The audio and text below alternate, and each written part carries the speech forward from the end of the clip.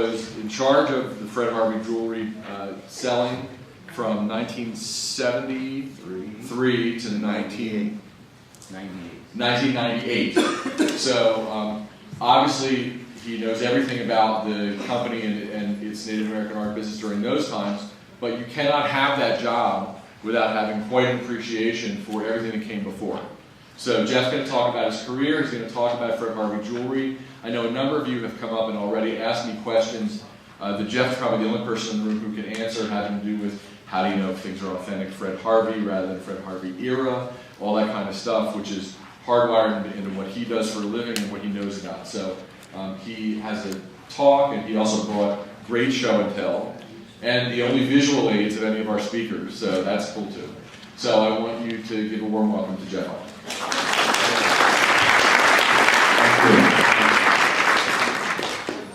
I'm going to be talking a little bit about the company history of the Indian Department, and I'm going to show a little PowerPoint display that I put together in the last couple of days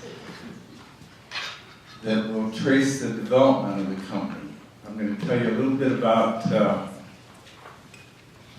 my background and how I came into the position as the buyer of all Indian crafts and Mexican crafts. If what was just distributed to you is our copies of the original Fred Harvey mail order catalog. It was done in 1938. What's interesting about it is it's got the prices that were paid in those days, but it also shows what really is authentic Fred Harvey jewelry. Right now, all of a sudden, there's a craze for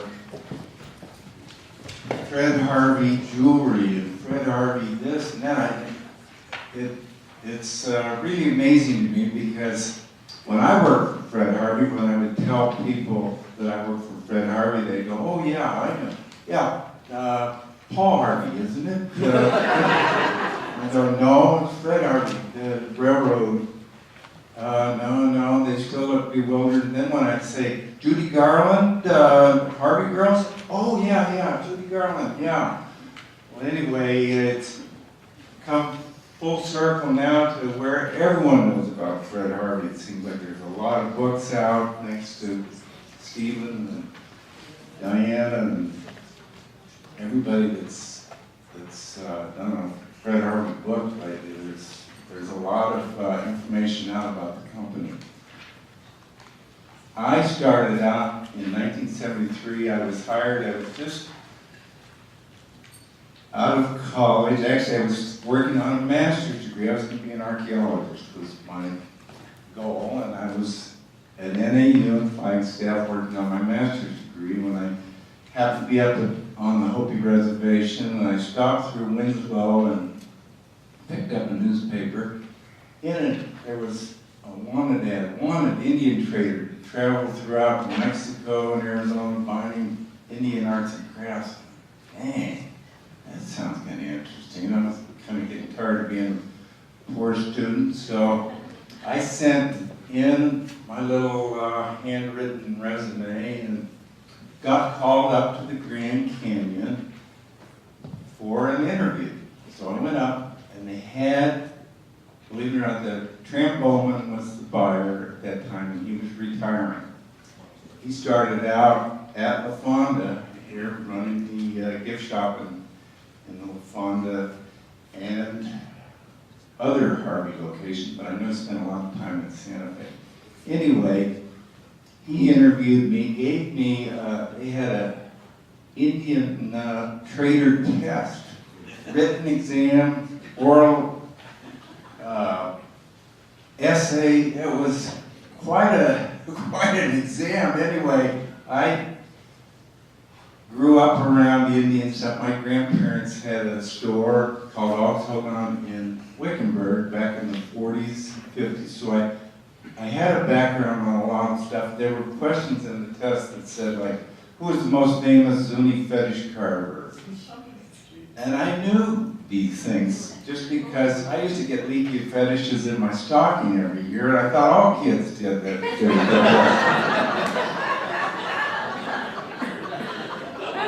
And anyway, I passed the test, and the general manager came in and interviewed me. Anyway, next thing I know, I was hired. I was the trainee under Tram Bowman until he retired. And I'll tell you, it was like going through basic training with Tram Bowman.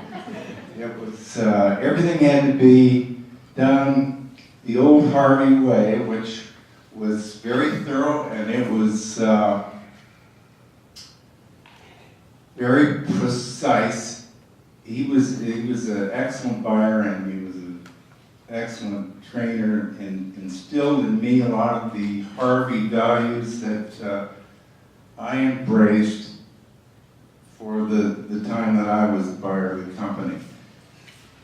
He introduced me to a lot of the old-time traders that had done business with Schweitzer, which was great. It was all of a sudden, I'm thrown into this position. I'm 25 years old. Tram, finally, after I went through basic training with Tram, he retired, and I was a buyer. And here I'm this young whippersnapper buying for 38 stores at that time, and it was growing leaps and bounds. This is after the Harvey company had been sold to AmFac. But AmFac was on this growth process. It was they'd made a lot of money off sugar. CNA sugar was a big part of AmFac's revenue. I think it was at least 25%. They had, I think, 4 major divisions, but sugar was a big part of it. And if you remember back to the early 70s, sugar got sweet. It was very expensive to buy, and anyway, AmFac made lots of money, and as a result, they were buying properties and developing. It was pulling the company from its roots away from railroad, which the Harvey family had been doing for a number of years, but they were getting into airports, airport concessions. I was sending stuff to Indian Jewelry. All of a sudden, if you remember back to the 70s, it was a wild and crazy time. It was a great time as a buyer. It was a very exciting time as a buyer because everything I bought sold. It was, it wasn't too hard to be a successful buyer in those days. It was a crazy time. What was hard was getting enough really good quality stuff to supply all these stores that we were buying up. In fact, we were growing at such a rate that they moved my office from Grand Canyon to Phoenix. They bought a trading post on Central and Adams. And I had 2 silversmiths working for me down there. We had 2 rug weavers working up in the canyon. We also had Cameron trading posts back in those days. We were buying a lot of rugs through there, and I was shipping jewelry to the Cameron trading post. But anyway, we were shipping jewelry from Grand Rapids, Michigan to Cleveland Union Terminal to all the Death Valley stores, Furnace Creek Inn, Ranch, and then all these, Palm Springs had a store at the airport. We had a Indian store on the wharf in San Francisco. We had stores, Las Vegas, downtown Las Vegas. They built a hotel on the Strip. It just went on and on. It was a period of tremendous growth and lots of opportunities for the Indian department to grow. I put together a mail order catalog after along the same lines as the 1938 catalog. And we ran that for several years. That was an experience in itself. But anyway, we had a mail order catalog very similar to the one we. My boss at the time was very ambitious. So we were going, he looked in some of the old catalogs, and he looked in those old pictures of the Indian building in Albuquerque, and saw the Eskimo and the Northwest Coast stuff, and he said, we need to go get some of that and put those in the store. So off we went to Ottawa, Canada, we went to Vancouver. We came back with totem poles and masks and all the stuff like, you know, we didn't have any choke-out blankets like you'll see in some of those old Indian building photos, but we had everything else, and it took us forever to sell totem poles at the Grand Canyon.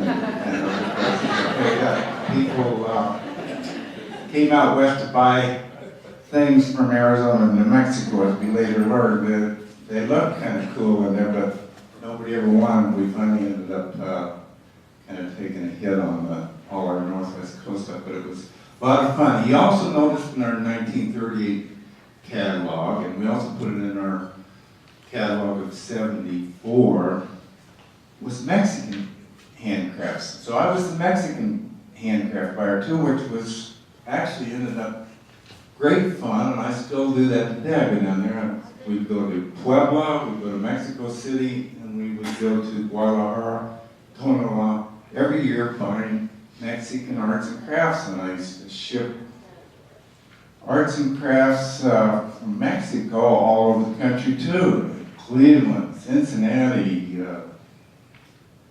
Dallas, Fort Worth. They had, you know, we just had locations everywhere at that time. So anyway, it was really a fun and exciting time for me as a young buyer, and my family grew up. They finally moved me back to Grand Canyon. The president of the company at that time was a gentleman by the name of Alan Dale, and he firmly embraced the old ideals and principles of the Harvey company. He wanted to bring back a lot of those same things like Indian detours, a lot of the quality commitment that the Harvey family had. Alan Dale firmly embraced those ideas and tried to bring those ideas through the whole company.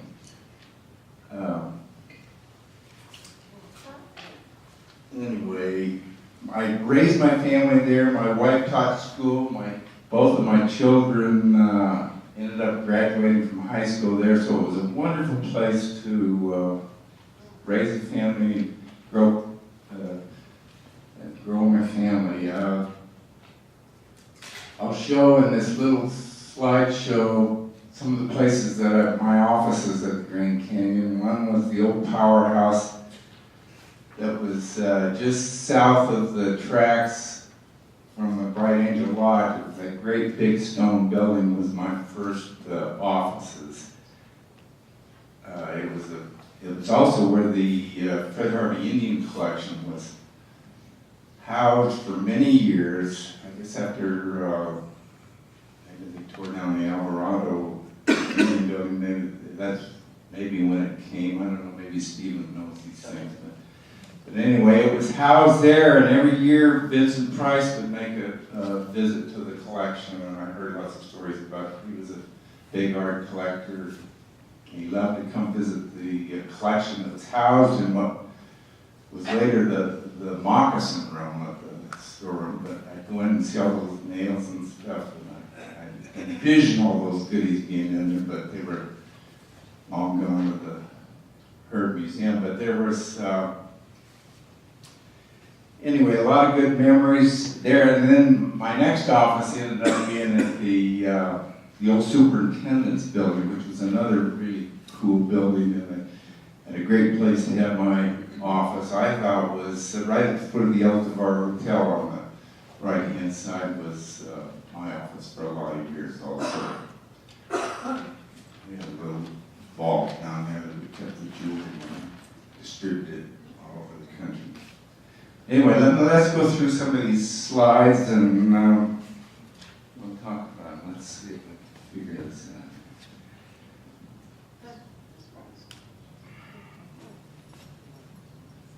Okay, here's the Byrons.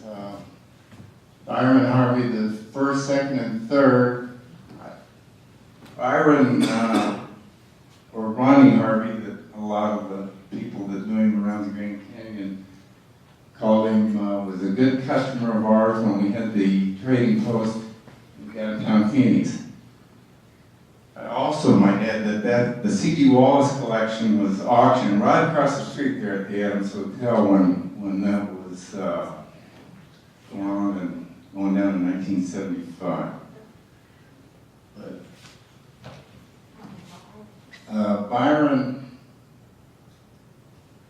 the second was the president of the company, and I've got a bunch of copies of the old hospitality magazines up here that and he was president. He passed away in 1965, and I think that probably had a dramatic effect on the family, and maybe was one of the major forces in why they ended up selling to AmFac. But I'll tell you, I might add the AmFac days were great. I thoroughly enjoyed working with the AmFac company. We'd have meetings in Hawaii, which wasn't too painful. They owned a lot of hotels and resorts all over Hawaii.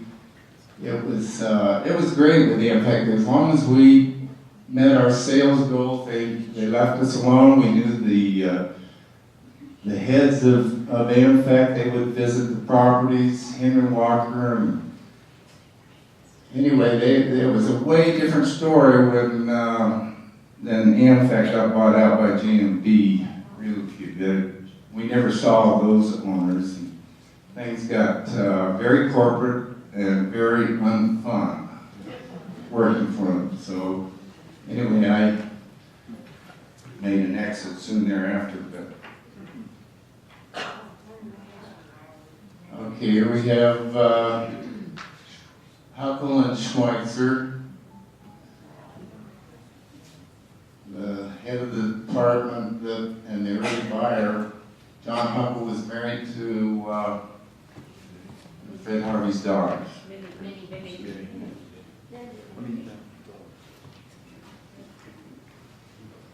Of course, here's the Alvarado.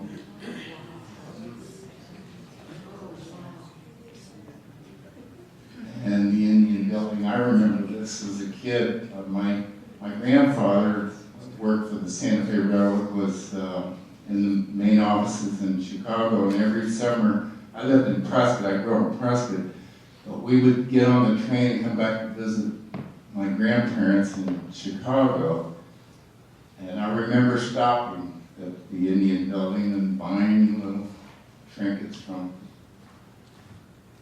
all the names that were selling out there, supplement the stuff that Santa Claus brought. The interior, as you can see in the building itself, there's a choke-out blanket way down on the left-hand side. And I mean, just the display is just so fabulous, the way they had things laid out. It was really gorgeous. Yeah, there's an Eskimo canoe. Kayak. But then, yeah, if you look around, you see some Northwest Coast stuff in there. But anyway, there we go in front.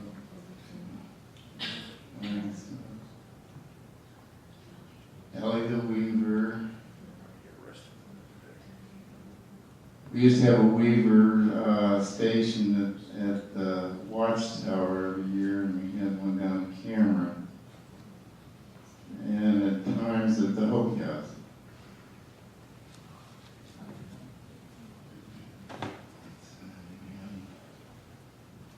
This famous old picture of Nan Tail that lived for a while. I had my office actually in the third story of the Hopi House. And the little living quarters for Nan Tail and her family were up on that floor, and I always used to kind of envision it was made for little people, I'll tell you, because I was almost bumping my head in there, but I used to envision Nampeo living in those facilities. Hopi House again. Interior of the Hopi House. Okay, does anybody recognize who this guy is? William Randolph Hearst? That's right, that's who that is. He was one of the biggest customers of the Harvey Company, William Randolph Hearst.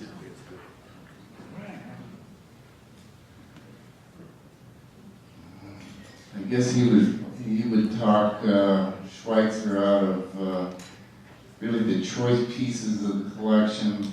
And I guess Mary Jane Coulter was real good at that too, talking her get the best jewelry. But a lot of great blankets went to Hearst. Here we are at the Grand Canyon. Bar. I got to live for a month out on this Coronado Suite when I first started with them, which was great duty, I'll tell you that.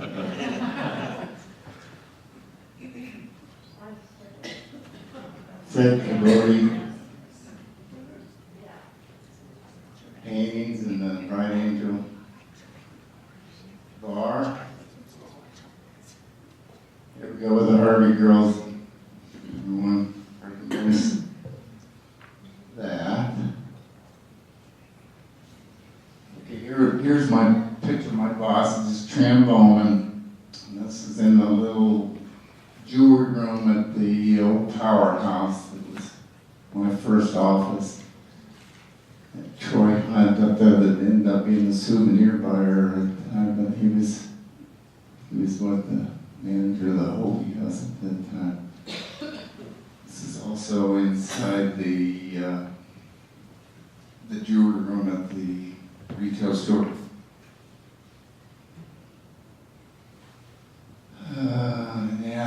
These are from some of the old hospitality magazines. This gentleman here, Orville Wadsworth, I later had Orville Wadsworth Jr. as my assistant buyer when they moved me. The last year I was with the company, they moved me to Denver, and I brought Orville with me, and both of us were real excited about living in Denver after living with Grand Canyon all those years. Anyway, yeah. So you knew Joe Ernst then? Joe and Elvira Yes. Ernst? Yes, I did. And were the Indian dances out there when you were the little boys that did the Eagle dance? Did that still go on? Yes. Yes. And that was one of my jobs, is to bring back those dances. In fact, there's a funny story about that. I had to find some dancers, and I drove out to the reservation to bring these people. They needed me to haul their trailer for them that they were going to live in. I hooked up to their trailer and I pulled it out on the highway, or not, it wasn't a highway, it was a dirt road. Well, it was hooked up to all kinds of clotheslines and everything. Here's what I'm dragging. And rabbits and rats and everything were living underneath the trailer. There was just a stampede of bunny rabbits and being dragging the clotheslines. It was quite a show. But anyway, I got the dancers up there and they performed faithfully every day for several months.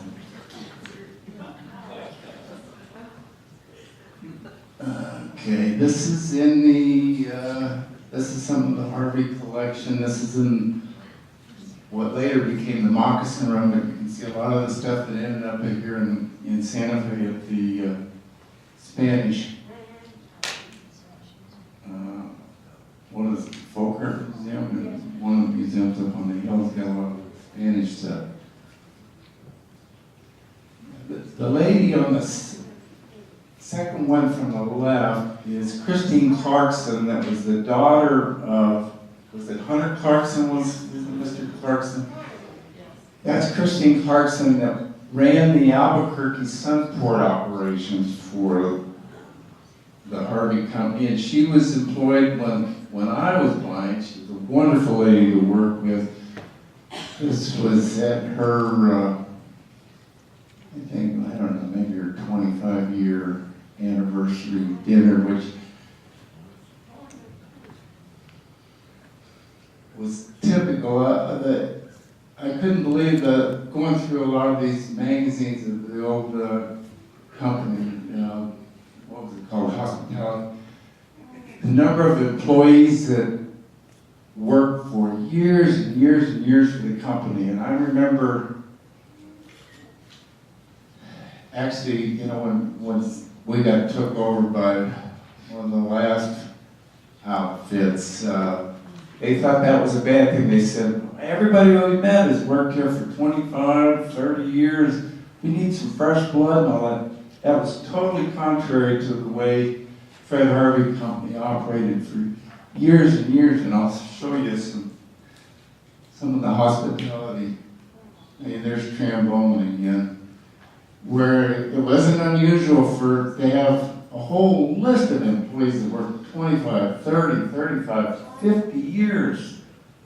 And I think La Fonda was famous for a lot of the longevity of their employees. Anyway, that was my first boss, and the guy that trained me, Trombone. Okay, here we are at the... Jeff, we have like 10 minutes left in your talk. I wonder if you're going to talk about some of the jewelry too. Okay, all right, sorry. Okay, no, good. Okay, we're moving right along. Okay, everybody's familiar with Yeah. this gentleman? Yeah. There's a sad picture, yeah.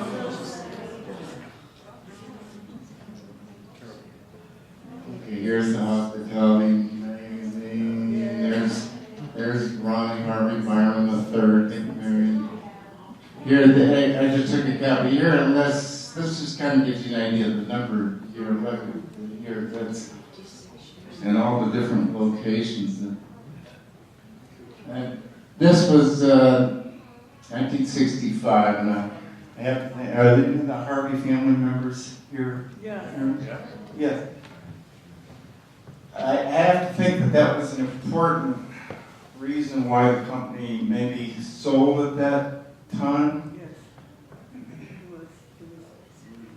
He found out he had lung cancer and he had 9 months to live, and there was discussion with the brothers, which I did know about when I was little. Okay.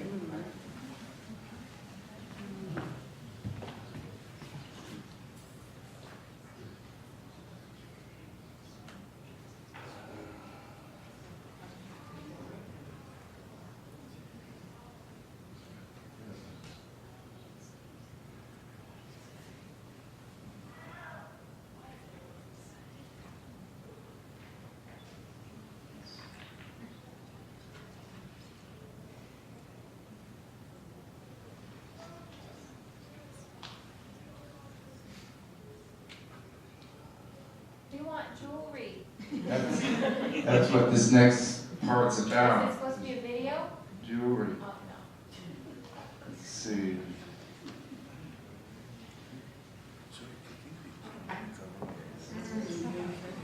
This was a collection of baskets that the company bought. This is one collection. This was purchased in the 50s. And since that time, some of these baskets have come back through my hands, and I own this basket as a reserve. And several of these baskets I've been able to recognize from this enormous collection that was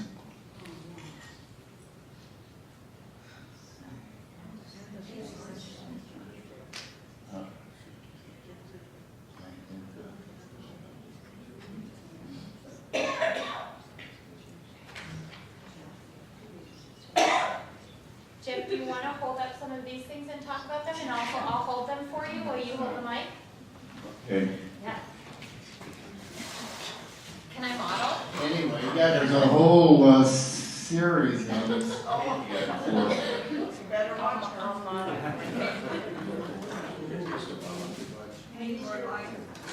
All right, I brought some of these giant examples that show what was being made in the 70s.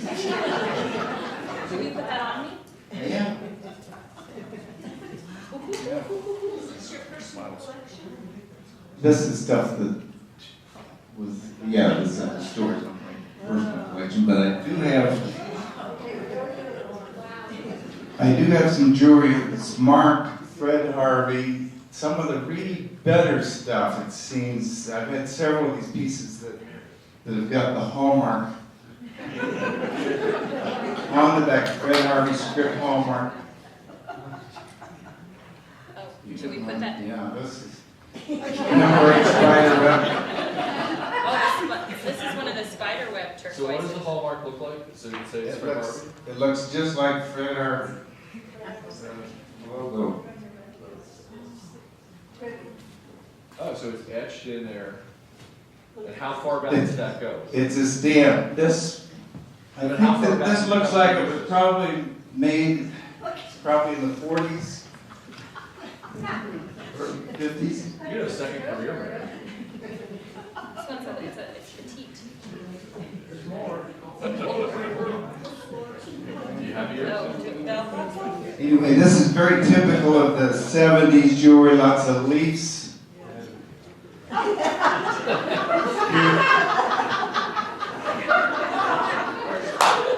This is gonna be the brochure for next year's.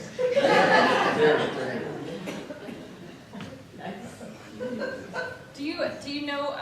Can you like identify what the which turquoise is which on these, Jeff? Because this one is that little spider web. This is number 8 spider web. This This is on the watch Bisbee. is Bisbee. This is Morenci, and this is Blue Gem. And this, What is Blue Gem? that's from a mine in Nevada. There's a map, I didn't bring it with me, but it's on this portion of the show that somehow disappeared. I've got a whole jewelry section left. Do we have time to show it? Yeah. Maybe if we could find it. Yeah. So I need help, Danny. I have to go.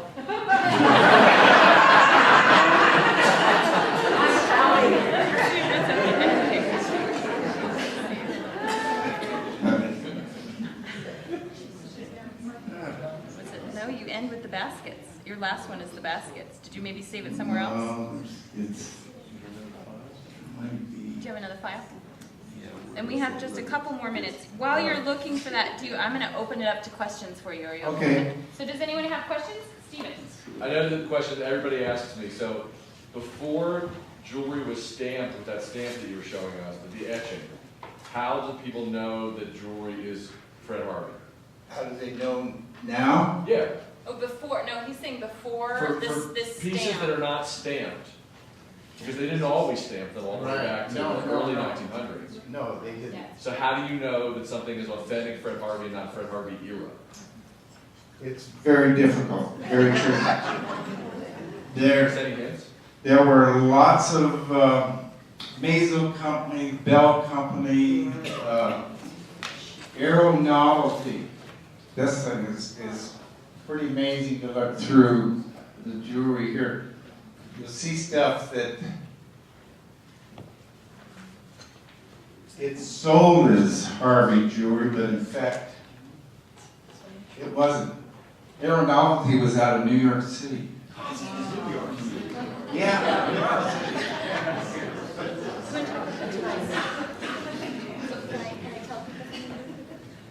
So this week, Stephen Freed, Jenny Kimball, Barbara Felix, who else went with us? And Diane went up to Mesa Verde to look at some of the material that belonged to Mary Coulter. And one of the things we all automatically became obsessed with were a series of cow tie slides, beaded tie slides. And Jeff, you brought one, that not from the collection, but out of it as an example. Can you talk about those pieces? And the reason I brought this beadwork, this is Zuni beadwork, is because I was talking to my old friend and one of my early business contacts in the jewelry business was Mickey Vanderwey. He's one of the last of the old trading families that's still alive that remembers a lot of this early stuff. That he told me a story about his grandfather, Andrew Vanderwey, made a trip in the 1890s back to Michigan. They were living in Zuni at that time. He was a missionary. But he had some of the local Zunis making little wooden shoes that he thought he could sell in Michigan. I guess they maybe had a big Dutch population in Michigan. Okay, well anyway, he had the Zunis make up all these little wooden shoes. And he made a train trip back to sell those. Well, I guess it ended up being kind of a disaster. On his return trip, he had, I don't know, over 2,000 pairs of these little wooden shoes. He stopped in Kansas City. This is Mickey's story to me. He said, Mickey remembers that Fred Harvey saw this stuff and thought they were really cool and that he should go show these to Herman Schweitzer, his buyer, or maybe John Huckle. And Mickey said that Fred looked at these and said, well, those are Indian moccasins.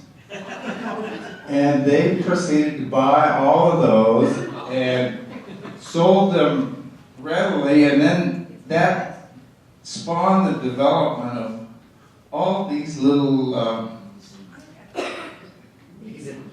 animals and little moccasins and all that from that trip back to Michigan. This one has a headdress. Okay. Oh, wow. Do you have any last thoughts? Anyway, gosh, I got a great.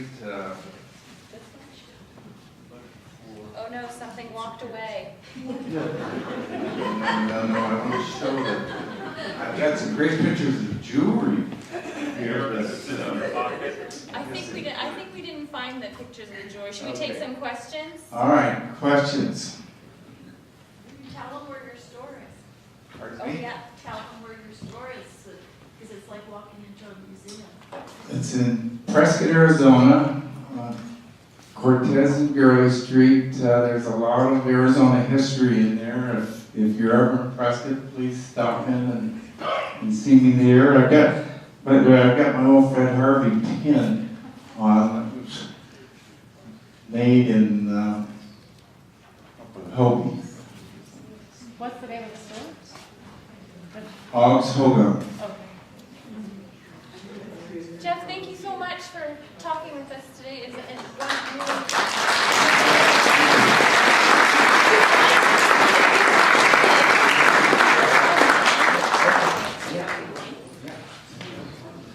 I want all of those to be mine. Okay, so we have one more presentation that we're going to switch out while I just do a little introduction. One last plea. If you want to support the museum, just fill out one of these little Harvey Girl things and make a pledge for just $50. So our last talk is our good friend Stephen Freed, and I think there may be some people coming and going. We have a schedule, his talk scheduled to start at 3, so be accommodating for people if they come in to sort of scoot into the middle. I said this yesterday, do we even need to introduce Stephen Freed? But I think we should. Stephen is the author of Appetite for America, the best-selling book on Fred Harvey, which if you haven't read, I encourage you to do so. You can get a copy in our bookstore, and if you are nice, I bet he'll even sign it for you. Even if you're not. Even if you're not nice, he will sign it for you. And Stephen has been working with us at the History Museum for, since 2010, really, when you came out and talked about your book for the very first time. But since then, has been really integral in these annual programs, as well as supporting us in putting together the exhibit that's now on display that will be up long term. And I really have him to thank for introducing me to many of the Harvey family members who Pretty busy.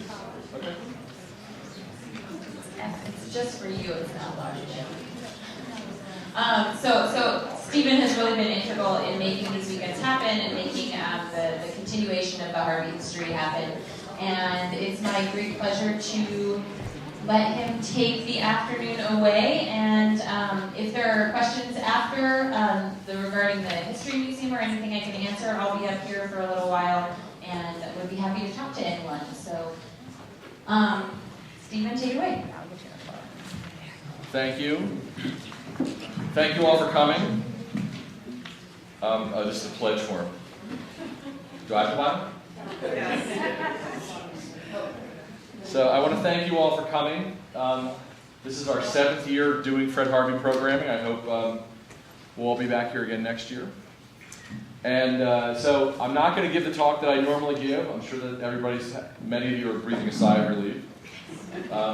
For those of you who have not heard my introductory talk on Fred Harvey, I'll be giving it at UNM on Tuesday. But what I wanted to do today was tell you about a trip that we literally took last week that I have been waiting to take literally for 5 years. So one of the difficulties of running a Fred Harvey, Mary Coulter, Harvey Girls, Santa Fe Railroad weekend is that we are, with Mary Coulter, always dealing with so little new information. So we learned a lot more about Fred, we learned a lot more about the railroad, we've learned a lot more about Harvey Girls, we've met a lot of Harvey Girls. The amount of information we have on Mary Coulter is unbelievably static, or at least it feels unbelievably static. And I'm not here to tell you that I'm an expert on Mary Coulter, and I'm not an expert on the jewelry you're about to see. I'm just a really interested guy, hoping that what we saw illuminates her life a little bit and maybe can encourage people to get more interested in this work. So this is my wife, Diane Ayers, aka Black Bard. And she is pointing at Mesa Verde. We went there 5 years ago on our 25th wedding anniversary. So this year is 30 next week. And we went to Mesa Verde just because we thought it would be a cool place to go. And while we were there, literally in the tiny Farview gift shop way up high near the hotel, we saw display cases of really cool Native American jewelry, which even Mesa Verde itself doesn't have color pictures of. They actually gave us black and white pictures of. And at that time, they didn't feel comfortable saying that it was Mary Coulter's jewelry. So it was just a couple display cases in the gift shop of really cool things. And we actually asked, like, the guy behind the counter, like, what is this stuff? And they said, well, it's Mary Coulter's jewelry. We're not supposed to tell anybody. So I always had it in my head, since I was interested in Fred Harvey, interested in Mary Coulter, that it would be amazing to learn more about this jewelry. And I also found that not long after we were there, it went off display because they built a new visitor center and they were changing things over. So I spent a little bit of time every year for the next 5 years trying to get an appointment to go up and see this jewelry. And I know many have come before me trying to get an appointment to see this jewelry, and many were trying to get appointments while I was trying to get appointments, because there's only one archivist at Mesa Verde, Tara Travis, who's really nice, but really overworked. It's very difficult, and for her to put aside a whole day to show jewelry was not an easy thing to get her to do. But we arranged to go as part of Fred Head Weekend. We came, and myself, my wife, Jenny Kimball, Barbara Felix, and Meredith Davidson, and we went up there and took a trek to Mesa Verde. And so I'm going to show you what we saw. I'm not going to pretend that I'm an expert on this. My idea to show you all this is to get you interested and excited about it, to think about how we can make sure this jewelry is seen more, talked about more, and hopefully gives us more insight into Mary Coulter, as well as insight into what Mary Coulter wanted us to have insight from, which was to use it as a teaching tool. I mean, what you always hear about the Harveys, most of the things they had, they wanted to be used as teaching tools. At the same time, they thought all this stuff was cool, and they had the same reactions to jewelry and all this kind of stuff that you do, but they wanted to always appear serious-minded. And what I love about Mary Coulter, and what we learned being up there, was both the very serious-minded part of Mary Coulter's interest in all this, and the more whimsical part that you don't always find out about. So we went to the new visitor center. It's very cool if you haven't been there. It's only been open for 3 years. Federal government cutbacks, we are told, kept it from being much larger and much cooler, but it's really great.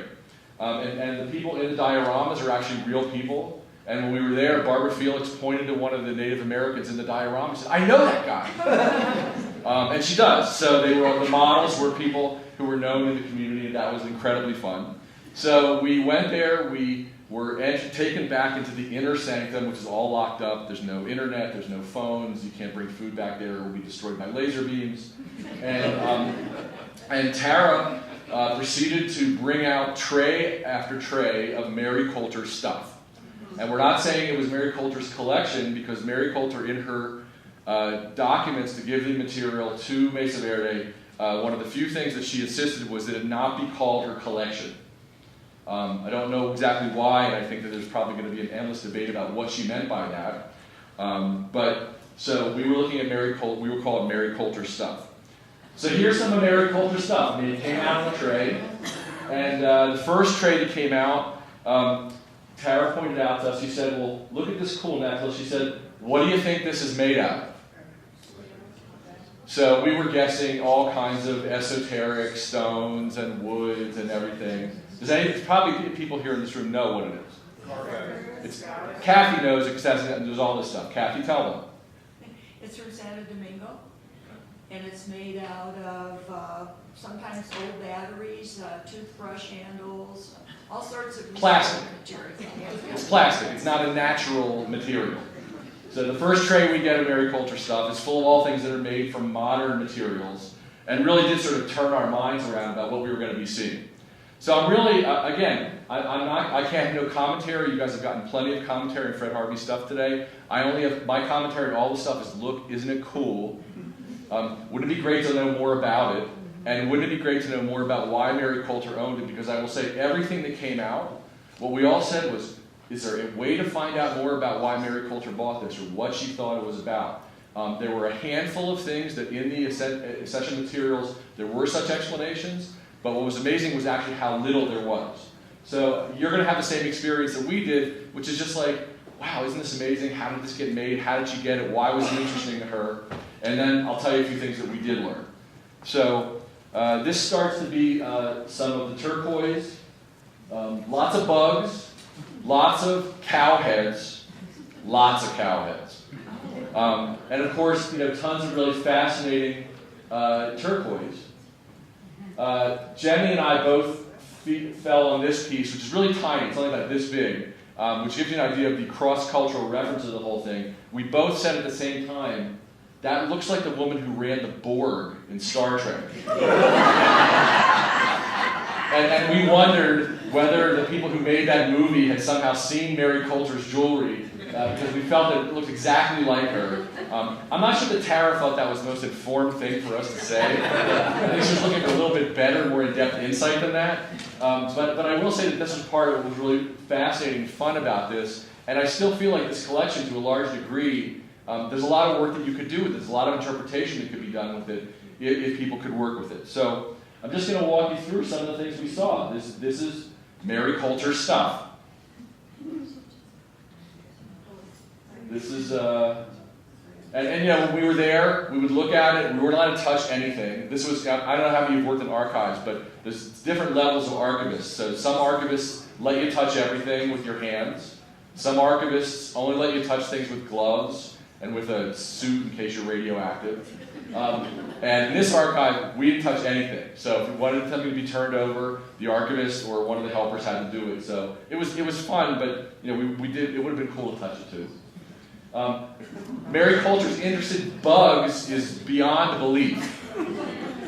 So we had many fascinating conversations about these bugs, how these bugs could hurt you, and why she was so interested in them. This one's right side up, but for some reason that long part ended up be upside down. So these are the flies, these are the scorpions, this guy's coming in the middle. One of the things that we did a lot of was trying to count the circles on these things to see if they were all the same, because we were wondering if that was true, but they're not. They're just decorative interesting. This is a necklace that we actually have pictures of Mary Coulter wearing, which is cool. And again, this is how it's coming out for us to see. That's Tara on the left. That's Diane and Barbara on the right. This is a necklace. I do remember the points on this, that this is part copper and part silver. And we had a long discussion about whether you would clean it or not, actually, because the patina of it is really cool because it's a mix. That's my one jewelry insight. So we all love the little tomahawk. And this is we figured out that this was a hairpin. And so again, and so then the cart with all the vertebrae came out. And I must say, you can see the look on Diane's face, like, it was like a pre-Halloween kind of thing. And while it wasn't certainly unknown to us, there was this kind of jewelry, to see so much of it, and to see just the incredible diversity of it. Some of it, as Jeff showed you, some of it is all beaded except for a little bit on the side. What was cool about this collection was how many pieces were almost completely just a bone. Some of them carved a little bit, some of them not carved at all. And I hope you can see this, because the two ones were the coolest. Like, this one had hardly any carving at all, but had a little devilish eye on the side, like a wolf, and just a little bit of red color. This one obviously is carved fairly much. This one had already lost an ear, unfortunately. And these are, if you go there, these are the ones you can see, because they have a handful of them on display. So right now, their only ability to show anything in Mesa Verde is one or two dioramas, and these are the ones that are on display. Moving on, we have more bugs. This is the ring. Barbara, what kind of bug is this? Jerusalem cricket. Jerusalem cricket. So we had a long discussion about Jerusalem cricket and all the gross things they can do to you. Which I have to say, I bet Mary Coulter did too. I mean, Mary Coulter was interested in jewelry, but she obviously was also interested in bugs and all these things from the Southwest. This is the only fish. I like fish, so this is the only fish in the collection that we saw. This is one of two jet planes. So you can see there's some more modern imagery in it. This elephant, we couldn't figure out, it's numbered on this side. The other side is just the outside of the shell, up in the upper right-hand corner. More bugs and more cows, a moose, and just, wonderful, whimsical stuff, and just trays and trays of it. So this is actually how it's stored there. They just, put something over and put it away. That's one of the cool things of working in an archive. I mean, they bring it out the way it's stored. This is, I'll tell you a little story about this later. This is a pin of a hand with a ring on it. So it's a ring with a hand with a ring on it. She had a lot of cool necklaces. Again, I'm not an expert on these things. I just look at them and find them utterly wonderful, and look forward to the day where I can look at them curated and really explained and talked about in depth. There are actually a lot of raw materials in the collection, just shells that Mary Coulter thought were cool. Some of them are polished, some of them really aren't. But there's a lot of original material, although what's interesting, even while we were there were pieces of turquoise that seemed like they were just raw turquoise, not set in anything. And when we looked at them really hard, they turned out to be animals. So some of the things that are in the collection and seem like they are just raw materials were that. But certainly all the shells are raw materials. These necklaces we thought were especially cool, especially the one in the middle, which seems like so out of time in design. But the only heart, I think, in the collection that we saw. Lots of hands, lots of cows, only one heart. So you can take that as biographical if you choose. This is a snake bracelet, and these were, God, some of these pictures really stink. These are pictures from my cell phone. I mean, part of what we need to be able to do is take great pictures of these and also be able to show them. These are some of the many rings. Come on. This is the bear claw. Is this your bow guard? Oh, no, it's not the bow guard. It is a bow. It is a bow guard. It's not the one you love. Okay. What is the bear claw? Is it a ring or a... The bear claw is a bracelet. Yes, the bear claw is a bracelet.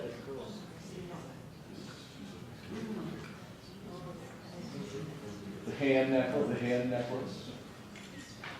I found this one particularly cool, and I thought it was interesting that the archivist pointed this out to me. So, does anybody know what the significance would be of Mary Coulter having a sterling silver biplane? I'm sorry? Stagger wing? It's a stagger wing, yes. It looks like a stagger wing to me. And why would that be significant? Right. So Freddie Harvey, who was the last of the Harveys that Mary Coulter worked most closely with, died in a plane like this in 1936, which really was the turning point for the Fred Harvey Company. And so it was really interesting and significant, I thought, that she had that. That is actually on display. More cows. Lots of cows. That's the Bogart. That's the Bogart, okay. This is her bridle, which they did open up. And this necklace is made out of melted phonograph records. And it's apparently there's like a famous Mary Coulter story about these melted phonograph records.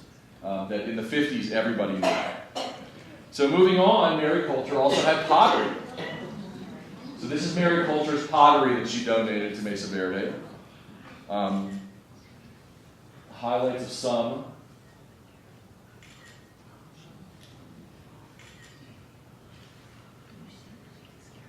We weren't allowed to go on the ladder to take the higher up one, so the archivist went up and took the pictures of them. So was there a Maria? You know, that's the materials weren't described that closely in terms of individual artists. They were described as what tribe they were from and what they were significant for. And it's not that I don't think Mary Coulter knew that stuff. I think that the way that they have the materials in their archives is about teaching which tribe it's from and what it means within the history of different tribal art. It doesn't mean that you couldn't get that information, but I think they don't have it, or they don't have it so far. So, you know, even in their own displays, besides the numbers, they just say Hopi, Zuni. Oops, sorry. Again, sorry, it's a BlackBerry phone, so it's even worse pictures than it'll be on a normal phone. I only have an iPhone. These are the handful of things that are actually in the display cases. So again, this is what you'd see if you went there, if you didn't have the behind-the-scenes pass that we got, which was very cool. And then they also have lots of Mary Coulter's books, and this is how they are stored. And these are the books that she gave them. And we didn't look inside too many of them, but what's interesting about them is that you can look and see what she underlined, and we would hope that by looking at that, we might get some insights into what she was influenced by. This is actually a book about Native Americans that's really old. It might have been her book when she was a kid. But that kind of work hasn't even been done yet on these books, but I think it can be, so we can find out when she got them. Yes? Did she design? This is her bookplate. Well, I think most people here know that bookplate. It's actually in all the books about her. But thank you, Ms. Ayers, for asking that question. But this is Mary Coulter's bookplate. And what's actually interesting, even just on this one book, was Mary Coulter signed her stuff over and over and over. So you actually, on some of these books, can see her handwriting changing as she gets older at different times. So this book actually has a signature of hers very young, and then a real shaky one later on different pages of the book. So we came back from this trip, obviously just bursting with fascination with this material, bursting with the desire to talk about it here, but also talk about how we could all see it, how we could use it to move the Mary Coulter story forward. And in the meantime, as we were getting ready to do this talk, I just started looking up the show a little bit to see what else was known about it.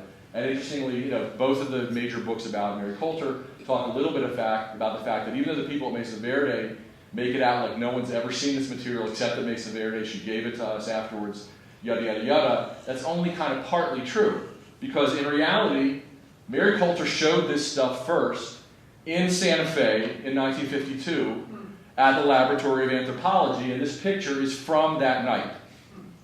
Okay? And in the New Mexican, over the next couple days, our big stories, by the way, at that time, ice cream sundaes were 10 cents. So that's pretty great. But these are stories about her show. And so Mary Coulter took her work very seriously. She took its scholarship very seriously. She also loved Native American art, and I think loved the party, because these descriptions of her at this party sound a little bit different than what you hear in terms of description of serious-minded Mary Coulter. According to the New Mexican, there is a story for each piece, which as a whole form a world record of the Indian craftsman and jeweler, also the Indian traders. As she moved among the guests Wednesday night, the jewelry she was wearing was as spectacular as the pieces she had chosen to put into the cases. Everyone who has known Miss Coulter remembers her rings. She wears them all the way from her index to her little finger. It was because of the Hopi Path of Truth ring, with 3 big turquoise stones of unchanging blue sky was on her forefinger, that she recalled the making of the coral hand ring on her little finger. There are many hands among the necklaces and rings. 1 rosario is formed by them, and because 3 remained when the necklace was complete, she gave 2 to friends and asked the Indian to make the ring a ring of the 3rd. She was wearing a turquoise ring on her pointing finger as she explained how she wished it to be made. When she returned with the completed coral hand ring, there was a tiny band of turquoise on the jewel's index finger, a ring on a ring. This is what she's referring to, that ring.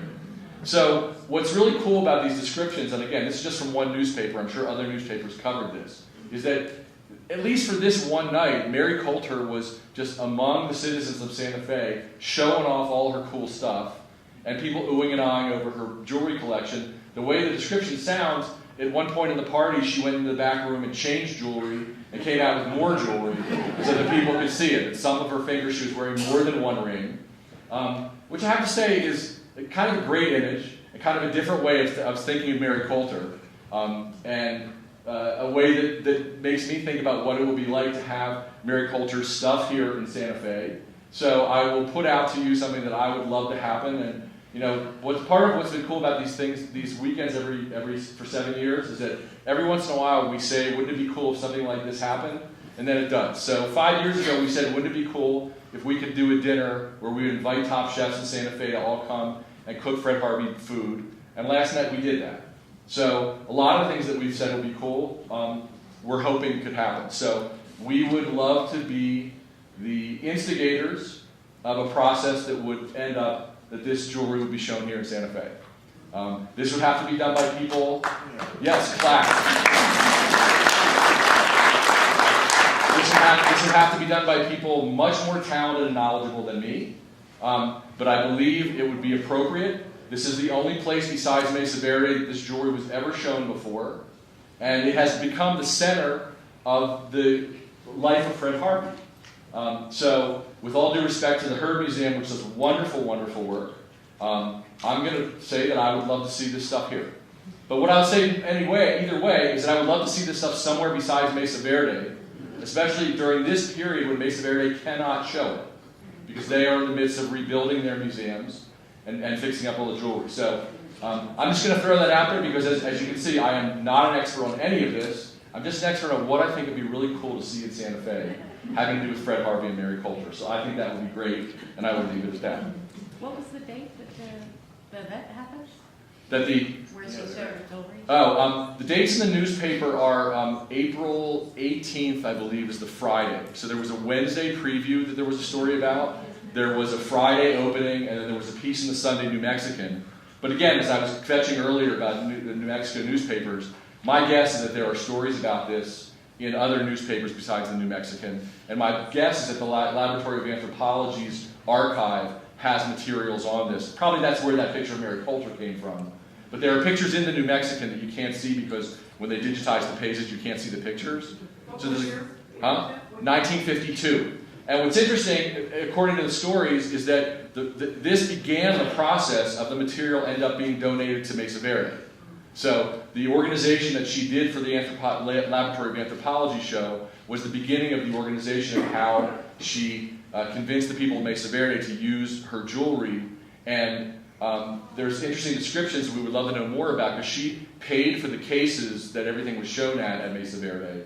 And while the writing that I've read about this said that she never went up and saw it there, she was older and she'd been in an accident. They were bringing her pictures from Mesa Verde to show her how it was being done. That she was involved in a process over a several-year process. So some of us hear the story, okay, when Mary Coulter died, she donated all her stuff to Mesa Verde.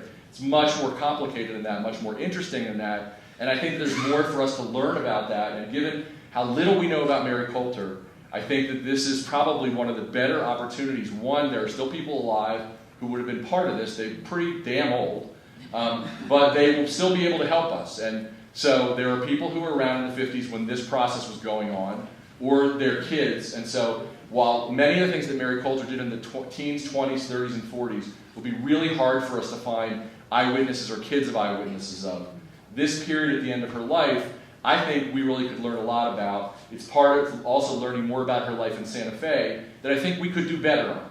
And I think there are other people who know about this. It just hasn't been something that we paid attention to because she wasn't working for the Harvey Company anymore. But the reality is that we are thirsty for anything that we can learn about Mary Coulter. And I think that this is a time period when we can learn more. So before I take questions, I just want to walk you through some other areas that I think are cool for us to think about for the future in terms of Fred Harvey and what we're interested in.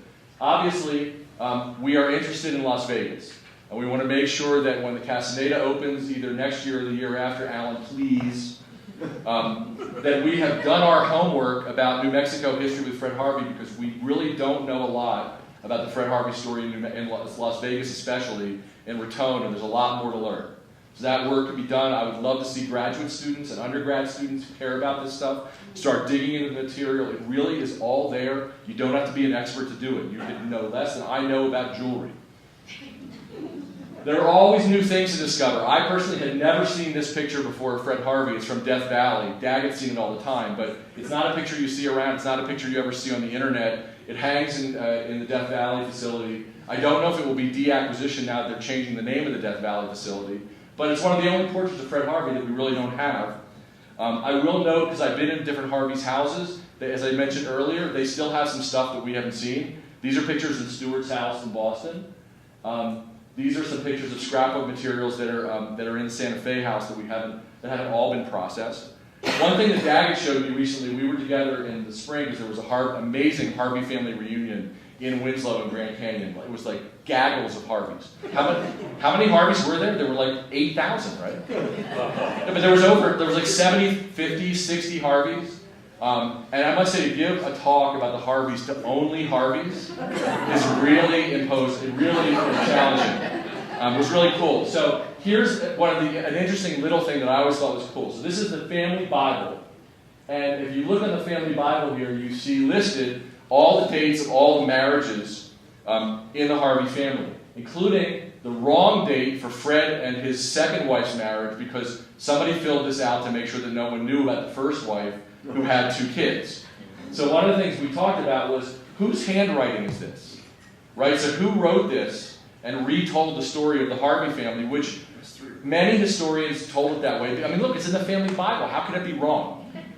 We only luckily found out through capricious research that it was provably wrong. But many, many books were written based on this family Bible. So one of the things that I tried to do recently is, this is the sheet of all the family members who were signing off on Fred Harvey's will in 1910. I don't think any of those match this. But what I'm looking for is who wrote this.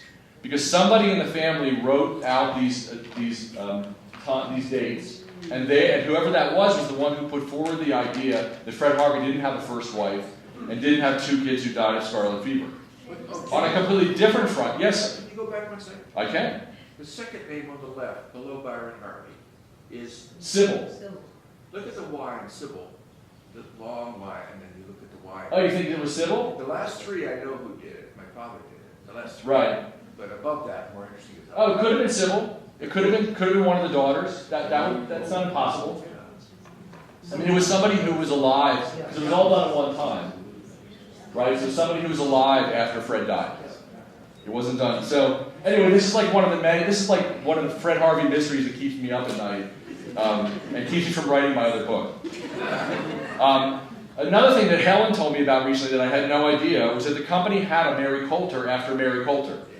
Her name was Pat Keene, and a relative or a friend of hers recently came to Helen. This is not an uncommon thing for Harveys to experience, with a lot of old pictures and materials, asking if she wanted to know about this and see these pictures. So this was the woman who took over for Mary Coulter after Mary Coulter left. Here are some of her designs. So she was still doing some Native American work into the 50s. For those of you who were here with us yesterday, you know that Jerry Krakow spoke about the business records that he had salvaged. Those are being donated to UNM. We will forgive Jerry for donating them to UNM rather than to this museum.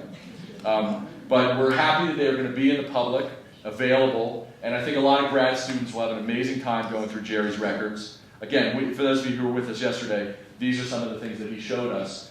Jerry has the business logs of the company from the 30s and 40s, and microfilm, single-shot microfilm, 1 letter per frame, of all the Harvey business letters that were preserved in that microfilm form.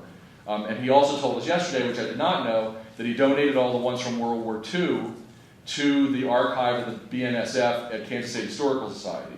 So that means anybody who would be interested in researching the company's involvement in World War II, which is utterly fascinating and has been written about very little, everything would be there, including all the documentation for all the sales that were done. And Kansas State Historical Society has never worked there. It's a wonderful place. Archivists are very friendly. They're very open about the fact that they don't have a dime to go through most of the Fred Harvey and Santa Fe Railroad material. So the Santa Fe Railroad donated their material there a long time ago. Originally there were some archivists and some money.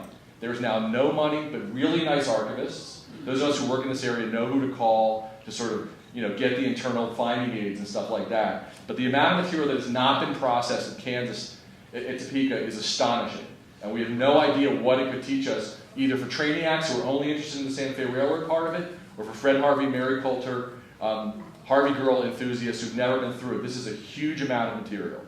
For those of you who don't know where all the Fred Harvey stuff is, and you're always wondering where to go, this is my list of fortresses of Freditude. At every one of these places, there is Fred Harvey material, and in most cases, it has not been gone through very much. Okay? In Kansas City, the Union Station, the public library have material. There was a great trainee act named Russell Crumb, who, when he died, donated his material to sort of a museum there. Russell Crumb had Mary Coulter stuff that I used in my book. He had a lot of the letters back and forth between Mary and the people who were trying to decide what color the walls should be in Slayton and Brownwood and other Harvey houses like that. But anyway, these are some of the places. These are some more of the places. So each one of these places is an archive of some sort that has material that is, I would say unprocessed, but no one's ever sat down and digitized it so you would be able to easily find it. And there are many unknown materials in private collections, in undigitized newspapers, in the regional facilities of the National Archives. We were surprised when we did the show in Kansas City that they own Fred Harvey stuff that the National Archives didn't know about. Local libraries and city archives in all the Fred Harvey towns. County archives. Old county history books are an incredible source of information about Fred Harvey. The county history books in western Kansas are how we know everything about Fred Harvey's cattle, how we know everything about the Lake and Harvey house, those great stories about July 4th at the Lake and Harvey house where the Harvey girls sewed the first flag for the Harvey house they ever had in Lakin. That's all from county history books. And those county history books exist in Kansas, they exist in Colorado, they exist in New Mexico and Arizona. Again, I will be giving a talk on Tuesday, October 22nd at the Zimmerman Library at 6:30 if you're interested in learning more just about the Fred Harvey story. And we're especially trying to get the people at UNM to finally get over their Alvarado guilt and start including Fred Harvey, Mary Coulter, Santa Fe Railroad in New Mexico history. And for those of you who are interested, my new book is coming out in the fall. Next fall, Dr. Rush, it'll be out in October. So I hope to see you all next Spreadhead weekend next year. This is how you reach me. I hope you also know how to reach Meredith because we do want this process to continue to be interactive.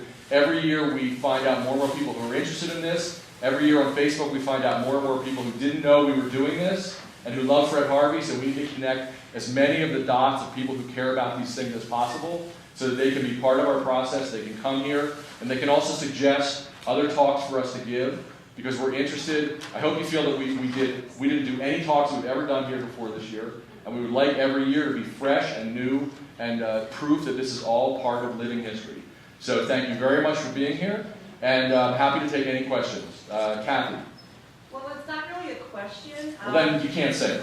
I'm doing tours tomorrow at Montezuma Castle. Okay, we have tours tomorrow at Montezuma Castle. Thank you, Southwest Detours. If you've never done the Montezuma tour, it's unbelievable. It's also a beautiful day tomorrow, so all the prisms will be showing in the chapel, Yes, and which it's is definitely one of the highlights. For the United World College. Yes, and it's a benefit for United World College. Bruce? Is there any sense of why Mary Coulter chose Mesa Verde? What was her connection to Mesa Verde? Did she never designed or did anything? Well, no, that's not true. I mean, obviously the Watchtower and several other things that Mary Coulter designed were clearly inspired by Mesa Verde. Mesa Verde, she and Schweitzer went to Mesa Verde often. And, Mesa Verde is also one of the great centers of the Four Corners, which was, it doesn't mean the same thing to us now as it did then, but that was not only the center of a lot of archaeology and anthropology, it was also the center of a lot of the arguments about the Antiquities Act and about Native American jewelry that the Harvey Company was really actively involved in. So in their lives, Mesa Verde was, a real center. I mean, and keep in mind that the map of the Southwest has been rewritten by cars. And it's also been rewritten by tourist attractions and by different cities that rose and fell. But during the time that the railroad first started doing detours and first started being in the Native American art business, the point was to use the railroad to then go north to all the things that you should go see. I mean, now you can drive to Acoma and, it's very modern. But so back then that was not the case. So Mesa Verde, there were other places that she cared about, but she had a very active relationship with curators there. She spent a lot of time there, and the process of her giving this material to them went on over almost a decade. So it was well thought out, and keep in mind, everybody didn't love what we love then. The 40s and 50s were a time where people, Americana and all this stuff, part of the reason that there was a jewelry catalog was by the end of the 30s, the Harvey company wanted to get rid of their stuff. Herman Schweitzer kept them from doing that, but the company was thinking to deacquisition because it wasn't quite the same as it was during the teens and 20s. So her relationship with Mesa Verde is well documented. I bet we could learn more about it, though. There were individual people up there.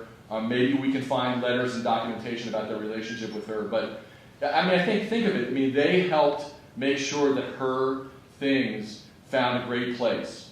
They weren't the only place, by the way, and I think Jenny's going to help us pull the probate records. It's not the only place where stuff went. It's just the place where the biggest amount of stuff went. So I do believe that there are other things that we can find. Not find, it's not like we don't know they exist, but that's where the majority of her jewelry and her pottery went. And we will keep looking for the rest of it. I must say that there were people who studied Fred Harvey for years and years before we pulled the probate records of all the major characters in the saga, and then could start seeing it. In many ways, we are still looking for the stuff that was in Catherine Harvey's house. Catherine Harvey inherited all the stuff from everybody else, lived until the 60s. And even the pictures of the inside of her house, we even know what she had, but we don't know where a lot of those things are. But that was another part of the amazing personal collection, not the personal ownings, personal stuff of Harvey family members. So I still think we can learn more about that. Yes? You tell us about what happened to the Fred Harvey ranch in Colorado. I know he had a ranch in Kansas and also later got one in Colorado. What happened to the one in Colorado? He sold it. Basically, in the early days of the company, in the early 1880s, Fred invested in the cattle business, in part because it was a good investment for himself, in part because he let the president and the vice president of the Santa Fe Railroad buy in with him so that they would make a handsome profit when they sold, which is just part of his own being smart with his bosses. So they had land in western Kansas, near Holcomb, where In Cold Blood later took place. I always love that. And so they had that, and then the railroad asked them to keep moving because they wanted to develop the land. So the XY Ranch, as it was called, was moved into Colorado. And then he sold it because he didn't want to be in that business anymore. And the kids weren't interested in the business. It's actually, the land and the cattle stuff is well documented. Again, in these county history records, there's actually songs that people sang about when the Fred Harvey ranchers left Kansas, because they, that whole thing from Oklahoma, the farmer and the ranchers can't be friends. That's real. So they were really happy when the Fred Harvey and his ranchers got the hell out of Kansas and moved to Colorado so they could just be farmers. So it's an interesting part of that. That's Kansas's problem, not our problem. But it is part of the western Kansas part of the Fred Harvey story that you'd love to see people in Dodge City get more interested in, or in Wichita, because it's actually quite rich and really interesting. Yes, Ms. Ayers. Were you going to post a list for people to access online of all the resources and the places where they can, you buzz? I did that. No, but is it posted? Are you paying attention? No. She means online, on your blog or. Is it posted? Oh, I can post it online. Yes, that would be a good thing to do. Well, it's through. Yes, sorry. Yes, I can do that. Yes. Did you take a Native American jewelry expert with you when you went to see the collection? I think the closest thing to a Native American jewelry expert was Barbara. So the Native American jewelry expert was the curator. And again, this meeting was this is our first meeting to have a conversation about whether there's any chance on God's earth that this material could ever be seen anywhere but in Mesa Verde. So we weren't there to do anything except gape and see what was there and be fascinated, and it was everything we hoped for and more. And we didn't see anywhere near everything. That's a lot. If you've ever been to an archive, that's a lot of stuff for an archivist to bring out in one day. She was great, and she really showed us a lot of things, and it was amazing. But it was the first of what we hope are more days that would lead someday to people being able to see the stuff more easily than going to Mesa Verde. Okay. Did you feel receptive there? Did you feel that there was more that you could talk with him about, or? Do you want me to talk? Meredith, do you want to?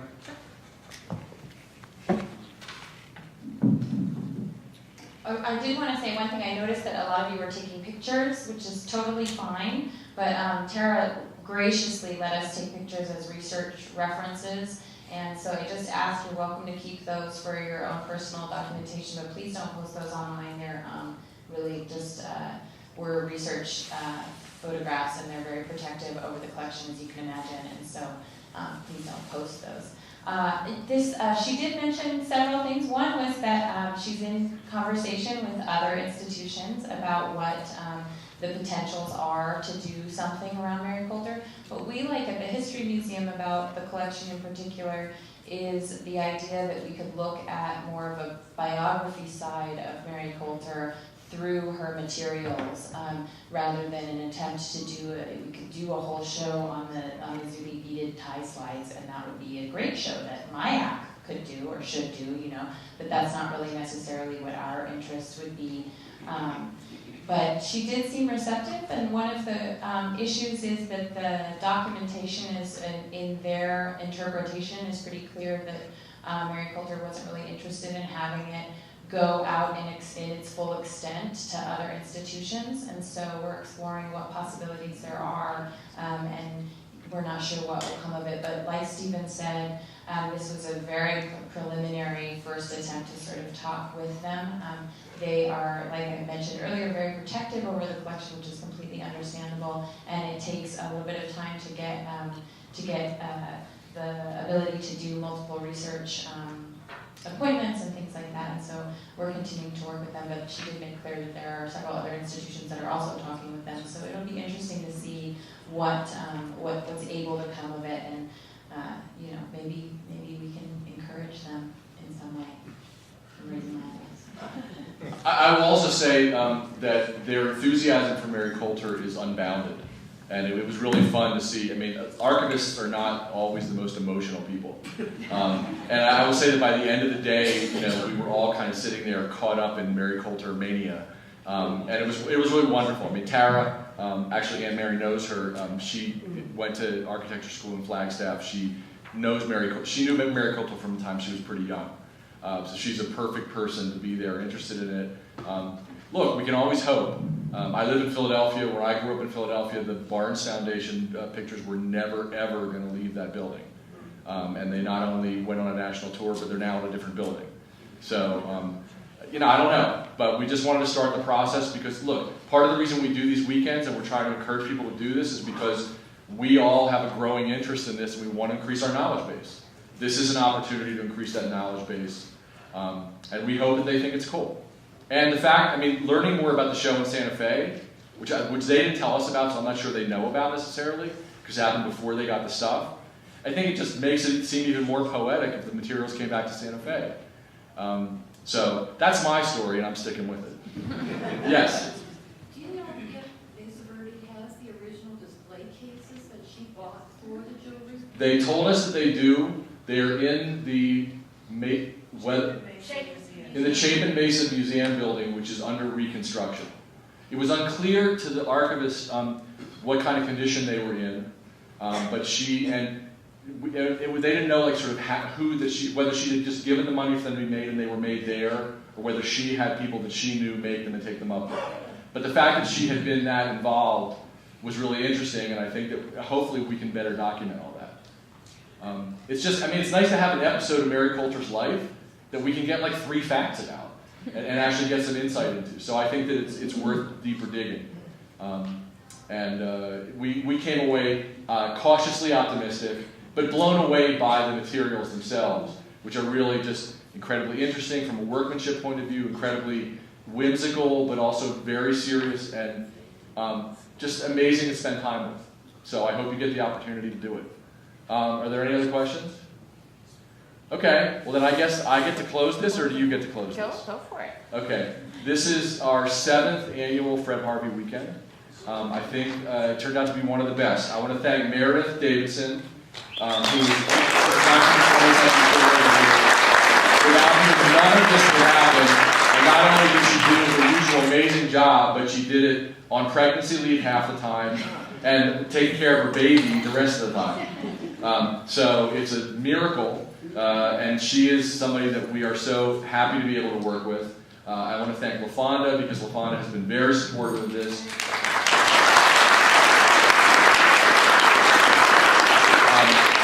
thank Alan Affel and all the people involved in the Plaza Hotel in the Casanova, Kathy Henderson. The Las Vegas community is growing, and I believe it's only a matter of time. You know, when we first started this, I went out to Las Vegas to be yelled at by people because I wanted to know why I couldn't get the woman who owned the Casanova to sell it to Alan. So the fact that we are here, the Casanova is underway, under construction, is miraculous. And I think it's only a matter of time before these Fred Head weekends are more equally balanced between Santa Fe and Las Vegas, as it should be.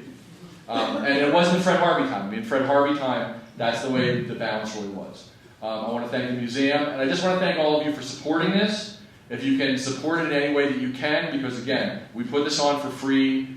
This is a very rough time in the budgetary life of arts and institutions in New Mexico. So anything you can do to support this museum and its efforts helps us support these Fred Harvey weekends. You gotta pass these around. What? The Harvey pledge forms? Yeah. Hey, if you'll fill them out, we'll pass them around. Pass Meredith? them around, you never know, you might take them. When Kay Harvey tells you to get a pledge form, you take it. Anyway, so thank you all. We hope to see you here next year, but we also want to be in touch with you through the year so you know what we're doing. So the museum has a Facebook presence. I have a Facebook presence. I think it's probably time for us to create a Fred Harvey weekend online presence so we can put up older talks and stuff like that. You know, just so that it's a little bit easier to communicate. But we love you all to be here, and may Fred be with you.